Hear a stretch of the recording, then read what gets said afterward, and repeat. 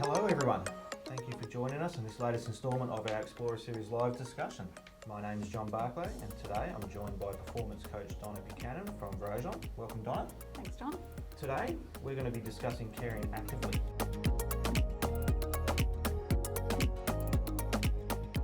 Donna, just talk us a bit about the ISA 360 and why we needed to create these tools. These tools came out of a lot of time spent by Ash Hunt, one of the founders of these tools, doing a lot of gut-wrenching work, knocking on doors and letting family members know that someone had been hurt or injured or, worst case, actually passing away. Not coming home. Yeah, they weren't coming home because of something had happened at work. And he did that for a number of years, and it was quite, as I mentioned, gut-wrenching for him. And he and his partner Abby, they were keen to find a different way. You know, what can we do that's different, that's proactive, rather than being, you know, that person knocking on the door. And so they started the journey of investigating, well, what is out there that can help make a difference? How can we create insights for individuals and organisations that enable us to be more safe? Australia is quite a safe place, you know, at the moment. We've got a lot of great stuff out there to help us be safe, and yet people are still getting hurt. And there's still fatalities happening. Yes, including one this week. So.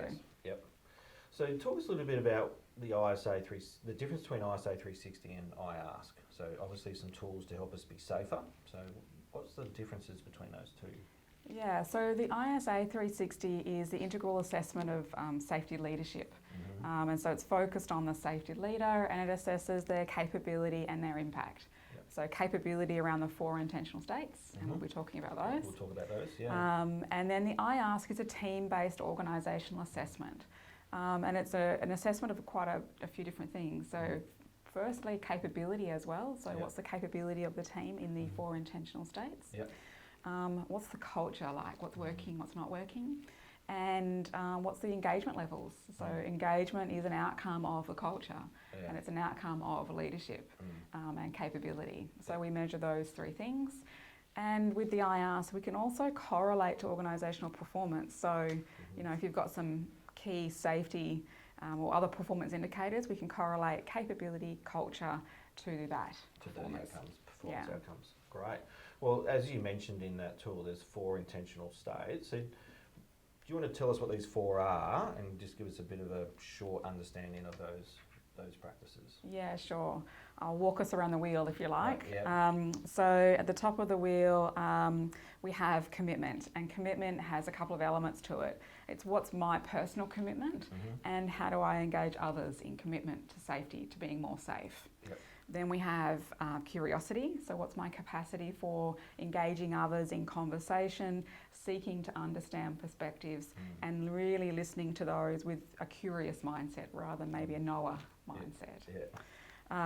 Today is about caring actively.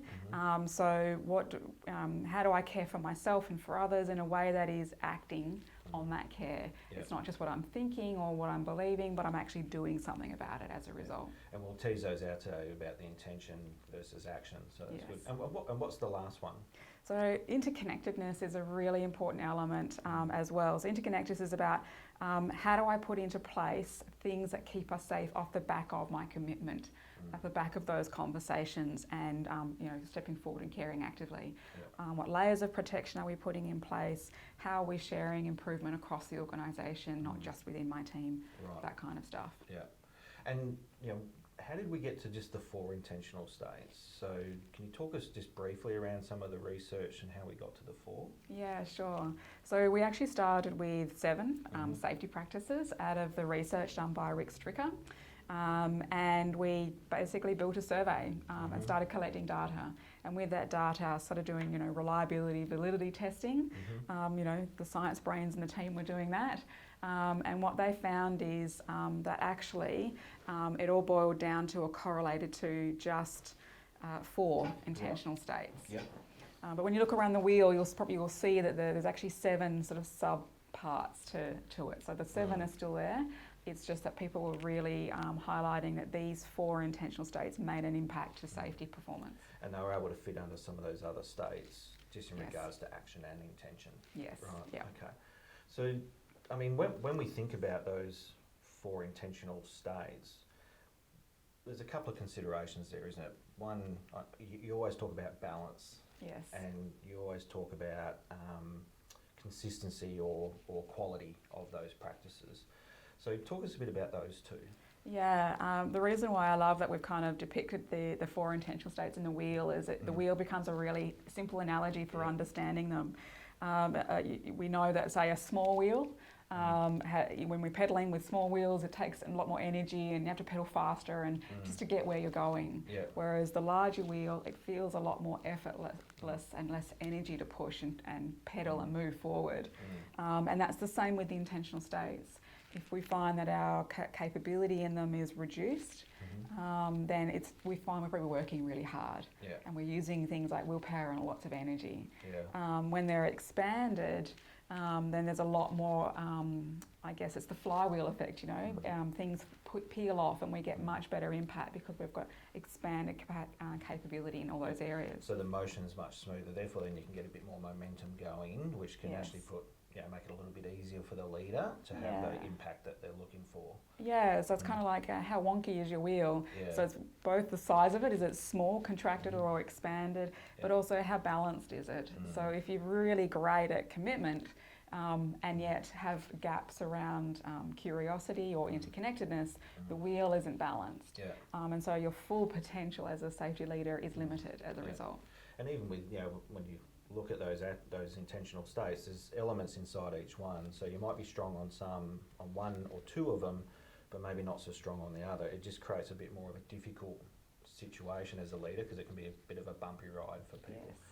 So look, for those who are seeing this for the first time, if you want to learn more about commitment, you can go back and have a look at a previous episode of our Explorer series, and the same with curiosity. We've run those in the past, and today we're going to talk a little bit more about caring actively, and stay tuned in the future. We'll do one on interconnectedness as well.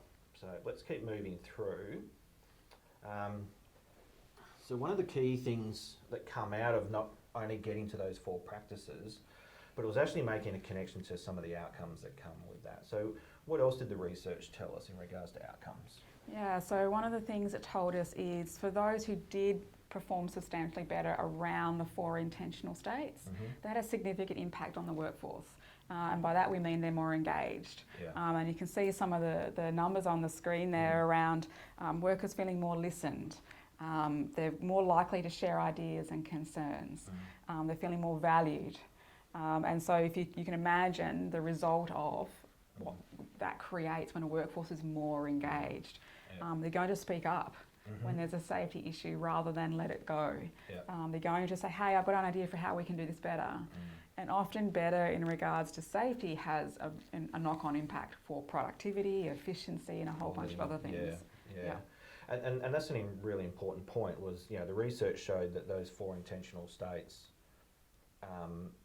had a connection to outcomes, and the outcomes that were found through that process was more engaged workforce more likely to speak up, workforce more likely to contribute and find better ways to do work, which obviously makes the work safer, but also improves our productivity and quality.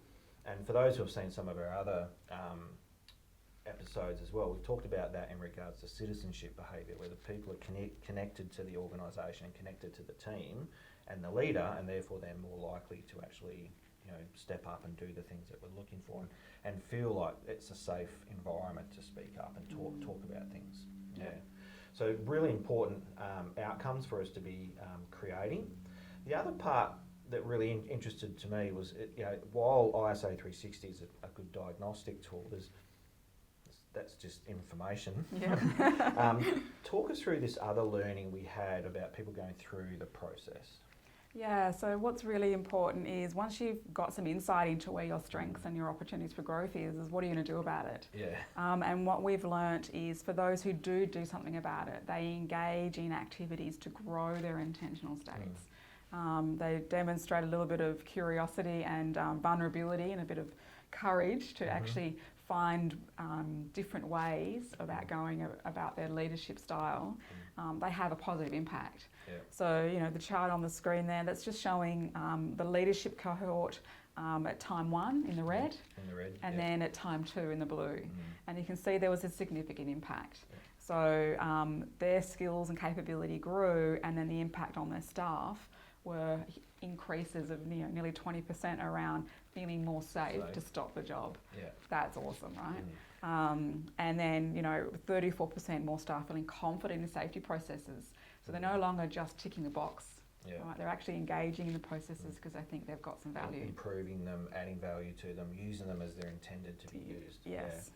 Yeah. And I guess going back to the analogy you did before around the wheel was, you can look at the red there, it's a bit bumpy and it's a bit smaller, where the blue is, it's much more consistent and it's much higher in the feedback we're getting, and therefore then the practices. Right? Yes.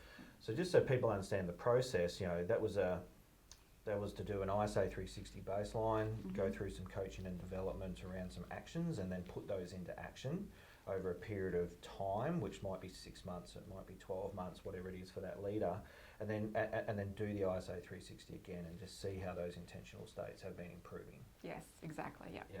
Okay. Great.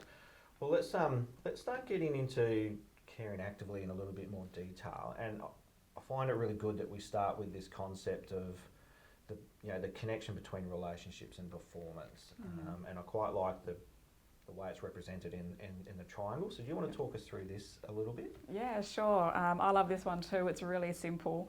So the base of the triangle determines the height, and if the base represents relationships and the height represents performance, then there's a direct correlation between the two. Yeah. So the stronger our relationship with others, with self, with concepts, with things, the more we can actually achieve.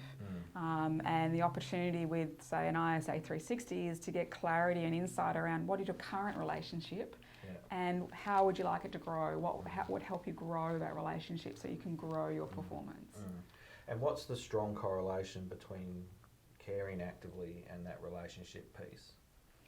Well, I guess it's at the heart of it, really. So, caring actively has a number of elements to it. It's about caring for self, caring for others, and it's about putting into action what you feel and you think.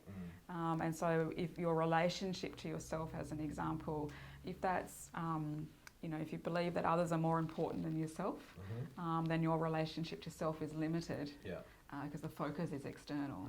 And so, how you are with yourself, what you eat, drink, do, etc. Yeah, is going to have self-talk, an impact. all The those self-talk that yes, goes on there. Yeah. So, and that's an important attribute here. The relationships with, when we think about relationships, we always think about that with other people. But as you said there, it's about the relationship with self. It is the relationship with others, but it's also the relationship with process and activity as well. So while we might put a lot of effort into the relationship with others because we don't have a good relationship with self, it just means we could be limiting our ability to be the best version of ourselves. And therefore have the best possible impact as well. So our performance, our potential performance as a leader can be limited by our relationship to ourselves. Yeah.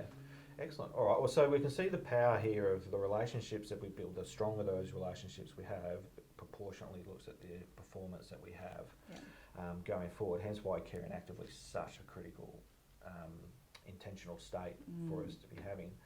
So once we get into caring actively, there's some sort of things we hear, isn't there? And there's sort of because it's a connection between, the important part here is these are intentional states, but there's also practices. There's also the activity of it. I love going through this because this is those examples of the norms we hear and some of the examples that come across, and I'm sure we can all resonate with some of these. So just talk us through some of the things we hear and we find as leaders are coming to a better understanding of these states, especially caring actively. Yeah, I mean the real intention of doing anything like an ISA 360 is to get insight into what is. What is so right now, and that's without judgment on that, right? There's no right or wrong, good or bad. It just is what it is. And once we understand it, we have the opportunity to go, well, what would I do? What would I like to do differently? And to do things differently, we often have to tap into what are our views on something? What do we think and believe about something? And some of the statements there on the slide are little windows into what people think or view things as. And those views and beliefs generally come from good intent. Like they're generally coming from a good place. So if we look at the first one, I don't want to upset or embarrass someone. That's a genuinely good intention to have, isn't it? Not to want to upset someone or... And on some level, it's caring, right? So this one makes me laugh because this was one of mine. This is one of my blind spots in my leadership role. When going out onto site and doing safety visits with frontline workforce, I was always hesitant to speak up and say something in case I embarrassed them or myself, in case I annoyed them, upset them in some way. It's like, oh, who will she think? What does she think? So worrying about that and caring about that, you could almost think, oh, that's caring. It's bad, but however, the challenge is to care more about the safety than the ego, if you like. So in that case, it was my own and someone else's ego that I was protecting rather than our mental and physical state, if you like. And I mean, it's a common thing we see is people, they respect other people, so they don't want to necessarily, upset them or get them angry. A couple of things, like say the word ego is more about both sides going, what if I'm wrong? What if that's not right? What if I'm missing something? What if it upsets them in front of their peers? So all that seems, because that's all caring, intentional state as well, but it overpowers probably the most important one, which is caring about people's safety. Exactly. Wellbeing. So all of those thoughts, all of those worries become interference in what our potential performance can be. Because interfering with me actively caring in a moment. So if I see something, would I or would not I have said something? I don't know. So talk us through how, let's grab that one, because as you said, that was your blind spot. I think it's most people's blind spot too, because I know I felt a lot of that when I first got started in safety as well. How can we refocus that belief so we're more likely to speak up? So I guess it's probably easy for me to reflect on my own change in that space. And it really was becoming aware that I was limiting safety performance as a result of that thinking, which is complete odds with what I intended. So a real that was desire an unintended state, wasn't it? Absolutely. A real desire to have a positive impact, and yet the thinking was actually getting in the way. And it was a real aha moment. And then what added to that was having someone do an in-field coaching session with me and seeing how it looks. And it actually looked really easy and really caring, and it was received really easy in a really open way. So one, having the awareness of the interference, if you like, and the fact that it's at odds with my intention, and we're really frustrated at that. And then having someone role model it for me was really amazing. And the example in there too, like you say, it's understanding the unintentional impact. So we can really connect with our intention, but it's also having someone talk through that process where we can understand the unintended outcomes of that. And depending on how comfortable we are with that, seeing it in action, so we can actually see what it looks like, is a really important part for leaders to sometimes become more comfortable and confident with that actual new practice or stepping into that practice that they know they should be doing. So now I don't have that view as much. It's more around, I would rather upset them and embarrass them than have them be unsafe. So it's just really shifting that view that enables me to step forward and actively care. And that's the other part too when we talk about the wheel. If you add a genuine commitment for someone and acting on that and getting a connection to their commitment while also using curiosity and caring actively and the whole interaction of performance with interconnectedness, that's where that belief of, I might embarrass them doesn't actually happen, does it? Because, well, not very often anyway, less often than we think. Because curiosity is actually about, I'm genuinely interested and I want to learn about what's happening for them, not me come in and tell you what to do. And the commitment enables you to voice why you're speaking up as well. Because I care, or because I just want to make sure we're all safe here. And most people are happy to receive, someone to voice a concern because they know it's coming from a positive intention. If it's coming from a values point of view, a commitment of value for people, then people generally understand why that conversation is happening. So what about this?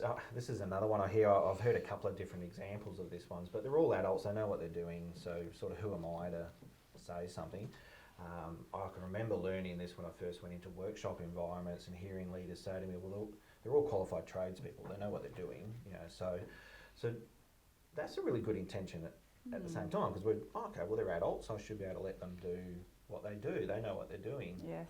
But again, there's some unintentional for that as well, isn't there? Yeah, that's right. So that it's true. It's probably a true statement. They're all adults and they know what they're doing. Yeah. Yes, and to be safe, we know we can't do it on our own because we don't know what we don't know. Yep. So I'm a qualified tradesman, but maybe the work site I'm about to work onto, I've never walked onto something like that before. Yep. So what don't I know about the environment I'm walking into?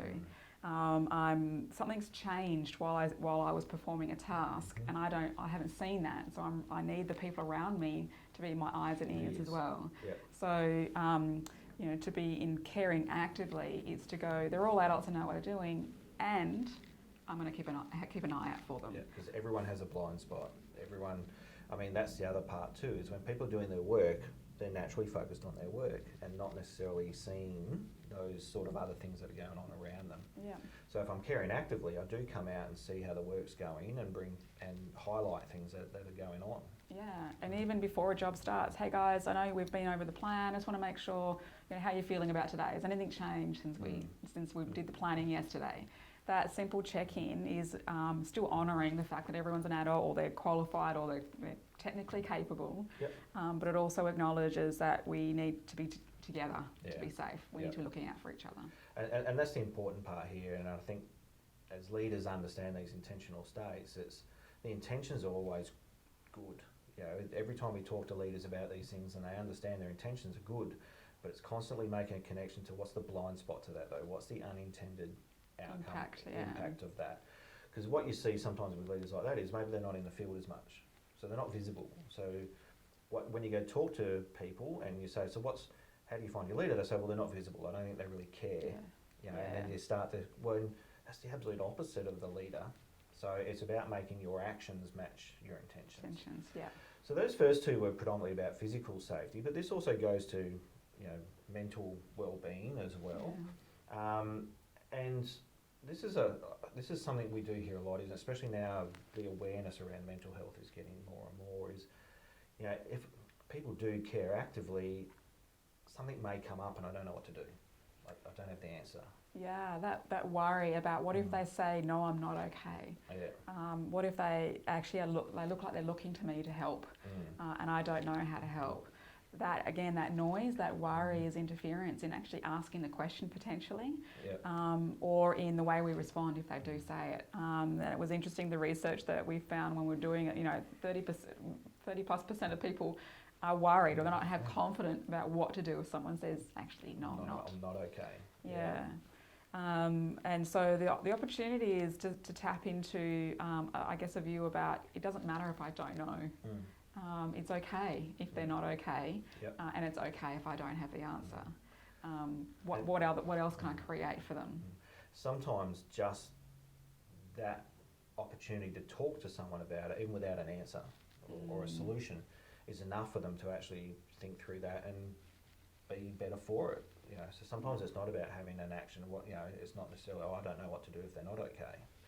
And I guess this is where we bring in the other intentional states as well. So with curiosity and commitment, it's like, okay, I'm going to use my curiosity. I'm going to ask a question. Sure. What do you need right now? What would be most useful for you? Mm. So again, that's not me solving it. That's enabling them and keeping them empowered to solve it for themselves. But I'm walking side by side with them. I'm staying with them. Yeah. Who else have you got that you can talk to? What would be helpful? Yeah, that's right. Yeah. And I guess this is the point we're talking about with caring actively is it's connecting that genuine interest of people and the care of my team and acting on it, even though it might feel uncomfortable, even though you might be unsure where it's going to go. But when we practice this intentional state actively, we still step in there and go where it needs to go. Yeah, it's pushing past the discomfort. Yeah, exactly. So there's a few others I think people could probably connect with as well. We have common examples where we've heard people say, well, it's actually my job to stick up for my mates. Tell me a bit about that one, because that was an interesting one when I heard you talk about that before. So talk us through that one a bit. Yeah, I love this one, and we hear it in some form or another quite a lot in the front line. You know, I've got to stick up for my mates. If I don't say something, nothing will happen. A real desire to have a positive impact on the safety of the team, the productivity of the team, all of that. And yet the way it's expressed is often in a very, I guess, in your face kind of way. Yeah. So, you know, when I see something, I'm going to say something. And so the unintended impact of that can be that person gets to be seen as, you know, always complaining, or always whinging, or always a black hat in the room, or you know, because he or she is the one always speaking up. So, you know, potentially has an impact on the way people perceive them. And the other unintended impact is it doesn't actually empower and encourage others to speak up. So if you've only got one person speaking up because they're going to stick up for their mates, that still limits safety. To be more safe if everyone could speak up. And why would someone feel like that? Well, if we think about a leader's intentional state and practice of caring actively, why would that situation arise then when someone feels like they still have to be the voice, no matter how frustrating it is, no matter how, you know, how many times I've raised it before? What is it the leader's doing that potentially leads to that scenario? Yeah, so it could be a number of things. It's possible that this person feels like they've raised things before and nothing's ever happened. So they've got to be really forceful about continuing to raise it. And that cynicism and that frustration comes through in their voice. It's possible that leader has done something about it and hasn't fed back what they've done. Right? So there's this, the loop hasn't been closed. So even if the leader, you know, has listened, if they haven't closed the loop, that's that interconnectedness. I'm going to close the loop and bring it around. It's now, what has been spoken up about has now been embedded in the way we do things now to be more safe. And that first one's probably the most common thing I think we hear from the workforce is we raised this before and nothing's happened. And I think that's the key part for me every time I think about care. You know, it was interesting for me that the attribute wasn't caring, it was caring actively. It's about action. And that's a critical example of that, people raising it up. Now, the unintended outcome of that is the leader might be feeling that this person's the difficult one in the team. Yeah, and it would be normal for that leader to almost start to not listen anymore. You know, here we go, there's Donna complaining again. And so unconsciously, I've stopped listening, you know, you've stopped listening, right? You know, it's just Donna complaining again. So my impact as a safety leader, whether I'm actually a formal leader or not, is being limited as a result. And that's not what my intention is if I have that view. And, you know, these are the examples. I mean, I can remember talking to some leaders and some common language around them was, you know, it's really, these pre-starts are frustrating. People generally, you know, whinge or, you know, they're bringing up things and they're generally whinging about things. And that's a sign of this starting to occur, isn't it? Yeah, quite possibly, you know, if the ideas and concerns that are being raised are being heard as whinging, that's going to limit the performance, the potential of that relationship between that leader and that team. And there's probably a combination of things happening on both sides, right? It takes two in a relationship. And that's why, I guess, with the I Ask, we have the same 4 intentional states that we're measuring, because teams need the 4 intentional states as much as what leaders do. And that's the key part here. That's what I really like about the 2 different tools is obviously one's looking at the leader capability, but the other one looks at how the team's exhibiting those practices as well, because it is about both. They're both relationship areas and we need to be looking at both of those. The other common one we hear for leaders is, well, I'm always available. They know where I am. I've got an open door policy. You know, again, with really good intent in that people can come to me at any time. What's some of the challenges with that or some of the unintended results of that? For me, in these sorts of statements, I hear caring, but I don't hear caring actively. It's that sense of I'm going to wait until someone comes to me. And that's nice if people know that they can come to you if they need to. However, if I'm someone who is worried about speaking up for whatever reason, there is now a barrier between me and speaking up with my boss because he's waiting. However, you know, a boss that is, or a leader that is out and about and actively talking to people and saying, hey, Donna, I noticed you're a bit quiet today, how's things? That's actively caring. He's stepping out of the office and going to the people, having an ear to the ground, knowing what's happening, know what's normal for the team, and so you can notice when things aren't quite normal. Things have changed slightly. That's right. Yeah. So the caring actively means I'm not going to just sit in my office and wait. I'm going to get out there. Yeah. I'm going to interact. I'm going to connect. I'm going to know my team. I'm going to have my ear to the ground. And I think some of the things I've heard you say before, which I think is really helpful for leaders to understand, is one sort of describes passive caring, where the other one describes active caring. And that's the big distinction. They're both caring. Yeah.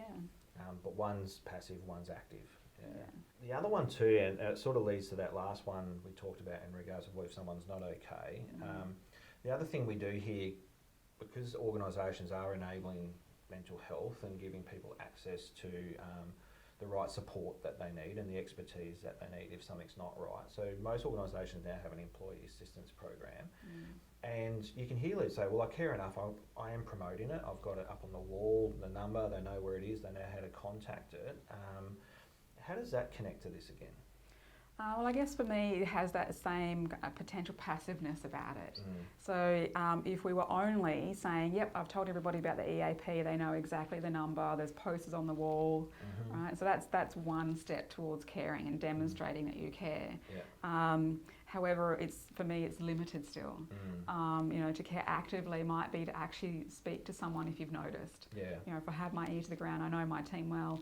I'm not going to just tell the whole team the EAP is available. If actually it's Donna that I'm worried about, I'm going to actually go and have a chat with Donna. So I've seen some change in Donna. I'll go ask how Donna's going. Are you okay? And if they're not, then know that the EAP is a way of directing them to some support. Yes. But that's quite more active, isn't it? Yeah, and even to the point of, the initial reaction is, oh, no, I'm fine, or I'll call them later. It might be, I'm actually really worried about you. How about we call them together now? Right, so that's really caring actively. You're pushing past any initial discomfort, or any, initial, denial. You're demonstrating that you're really there with them, and you'll walk side by side with them as a leader. Yeah, exactly. So the thing I liked about some norms and what we've heard, I guess in summary here is, these are all good intentions. They're pretty common beliefs. I know I connect with quite a few of these myself, and it's that difference between having it as an intention, passively or quietly working around them, versus being very active in it and actually being very proactive with it and actually working through them intentionally. Hence why I like the fact they're intentional states. Yeah. So let's look at what is it then? So we've talked a bit about the practices, we've talked a bit about intentional states, we've talked a bit about some norms that go on there. So what are some of the things we're really looking at in caring actively? Yeah, so what the ISA 360 is measuring is a couple of two things really. It's what's the leader's belief, and what does the leader do as a result of that belief.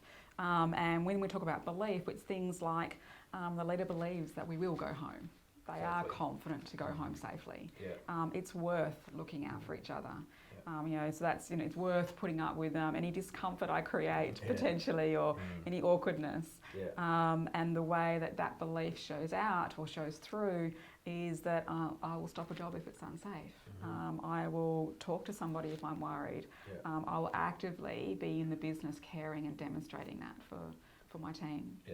And the feedback on those beliefs and actions get rated as strongly or not so strong. Hence the size of the wheel can be either quite strong in regards to their practice actively, everyone sees it, I'm very connected to it, it's something I practice all the time, versus it's there, but so that passive one would generally be quite neutral, wouldn't it? People would know I care, but you're asking me actively, and that may not be as strong feedback. Yeah, so people provide feedback on a scale of level of agreement, from strongly disagree to strongly agree.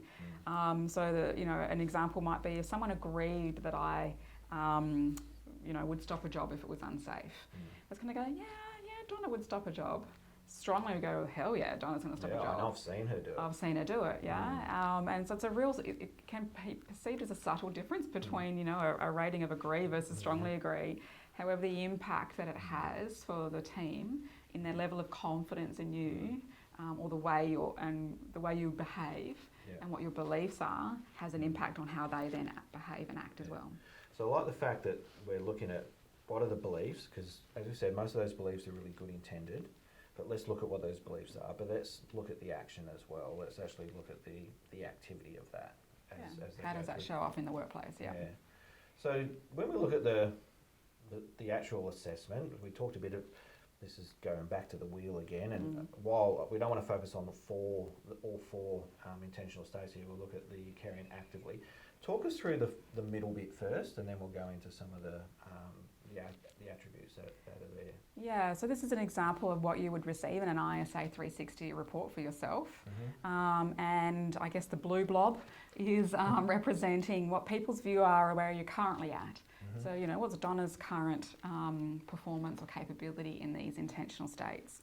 And the orange is where would you like me to be in 12 months' time? So it's very much growth focus. It's about future focus. It's not about right or wrong, good or bad. It's just where am I now, and where would my team, my peers, my boss like me to be in 12 months' time. So you can start to see where the strengths are, where there's alignment between current and desired, and you can see the gaps and the opportunities for growth. Yeah, and it's interesting because it's one of the first tools I've seen that do that, in that it's actually asking your raters to not only rate where you're at and give you some feedback around where you're at, but to actually almost give you your priorities, like actually let you know where they want to see you improve the most. Yeah, what's most important to them in that particular time. Yeah. So going down in the caring actively, what are some of the things that we're looking for down there? I guess without necessarily getting into the detail. Yeah, sure. I think one of the things I love about this is essentially this person is receiving feedback from their peers, their team, their manager to say it's okay to look after yourself. We want you to take care of yourself. That's beautiful feedback to receive, I think. If you haven't received it in any form before, to get it in this way is an awesome opportunity. If I do have a greater care for myself, my impact as a leader is going to be improved as well. So, you know, there's a couple of dips there around self-care, managing stress, being a settling influence. So the team are looking to that leader to be a settling influence. So if things become, you know, chaotic or the complex challenges arise, we need a settling influence. And if my self-care isn't present, my ability to be that is being limited.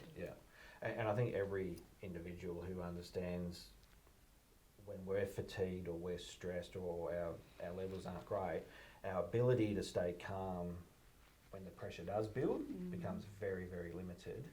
And therefore then that has a much unintended impact in that we may not respond to that situation the way we would like to based on our genuine intent. Yeah, absolutely. And that's the thing when it comes to this process, is it really gives you feedback here. Like I say, the good one here is it's the team saying we want to see you take care of yourself a lot more so you can be there for us. Yeah, absolutely. So the opportunity for this leader is to build relationship to self, to understand what that means for them in their own way. That's unique for all of us.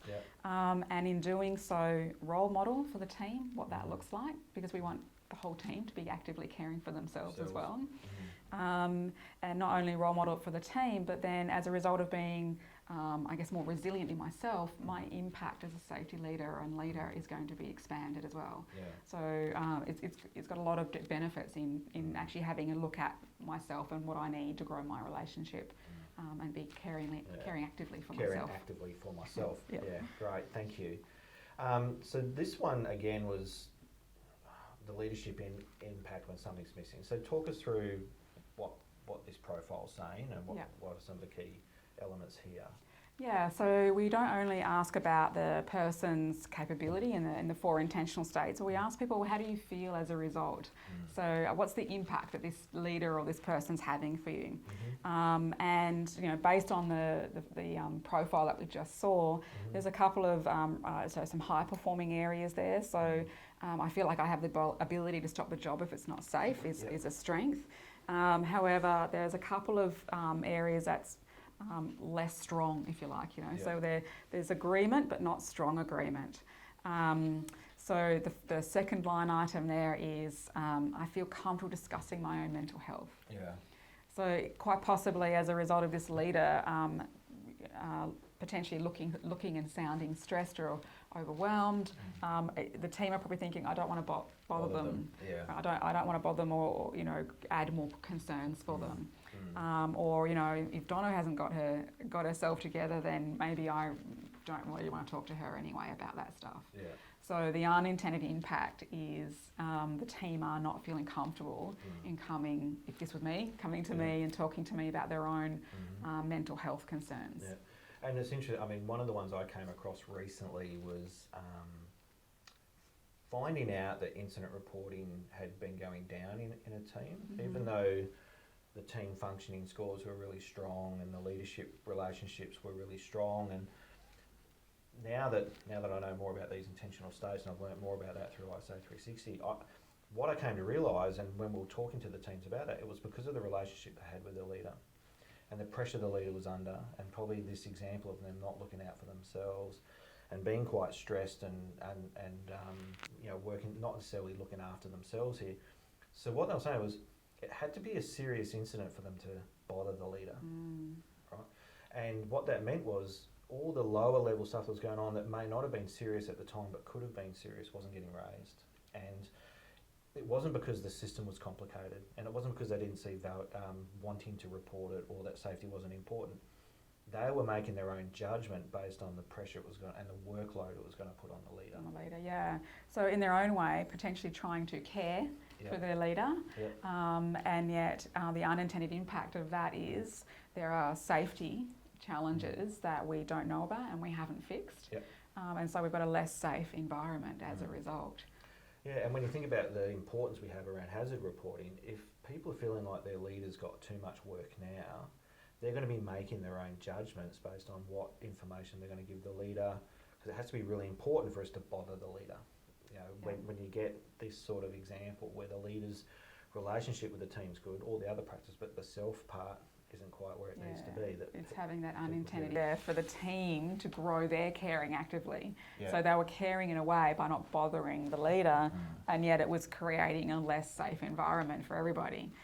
So what could the team be doing differently to demonstrate care for the leader? And that's really important as well, as that safety leadership doesn't just happen top down. It needs to go in all directions, right? It's got to go in all directions. Donna, thank you very much for coming in today. No problem. Appreciate learning more about caring actively. I could talk about this stuff for hours. Yeah, so could I.